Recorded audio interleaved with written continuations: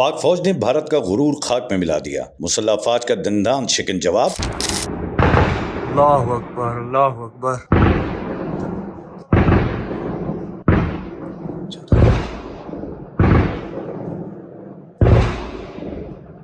552 hours. Wait for our response.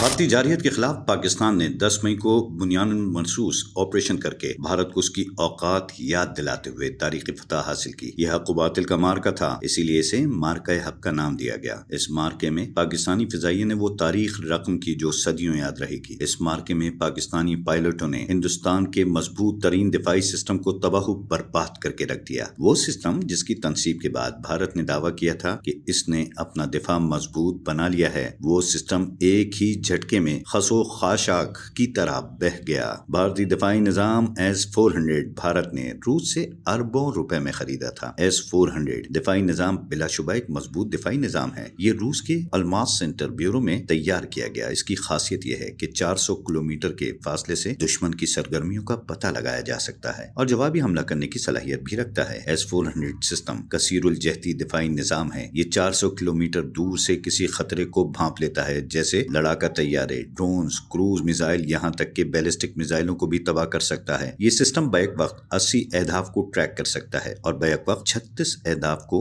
نشانہ بنا سکتا ہے۔ یہ ایک موبائل سسٹم ہے جسے سڑک کے ذریعے کہیں بھی پہنچایا جا سکتا ہے۔ اسے صرف 5 سے 10 منٹ میں آپریشنل کیا جا سکتا ہے۔ اس میں 92 M6E ریڈار نصب ہیں جو 600 کلومیٹر اہداف کی نشاندہی کی صلاحیت رکھتا ہے۔ S-400 دفاعی نظام 30 کلومیٹر کی بلندی تک پرواز کرنے والے دشمن کے اہداف کو نشانہ بنا سکتا ہے۔ یہ دشمن کے طیاروں اور میزائلوں کو سراغ لگانے کی بھی صلاحیت رکھتا ہے۔ 2019 میں پاکستان کے خلاف سرجیکل اسٹرائیک میں ناکامی کے بعد بھارت نے اپنے دفاع کو مضبوط بنانے کے لیے اس نظام کو خریدنے کا ارادہ کیا اور 2021 میں $5 بلین کے عوض اسے روس سے خرید لیا گیا۔ S-400 کی خریداری کے بعد بھارت نے اپنے دفاع کے حوالے سے بہت واویلا مچایا تھا۔ بھارتی صحافی، یوٹیوبرز اسے بھارت کو ناقابل تسخیر ہونے کی باتیں کر رہے تھے۔ بھارت نے سوشل میڈیا کے ذریعے اس دفاعی سسٹم کا بڑا پرچار کیا۔ بھارتی سیاستدان بھی اسے بہت بڑی کامیابی قرار دے رہے تھے۔ S-400 بھارت کی سلامتی کی جانب بڑا قدم قرار دیا جا رہا تھا، بالخصوص پاکستان کے خطرات کو مد نظر رکھتے ہوئے بھارت اپنی کامیابی کا دعویدار تھا۔ بھارت کا غرور تھا کہ اس نظام کے تحت پاکستان کے طیارے اور میزائل کا بھارت میں داخل ہونا مشکل ہی نہیں بلکہ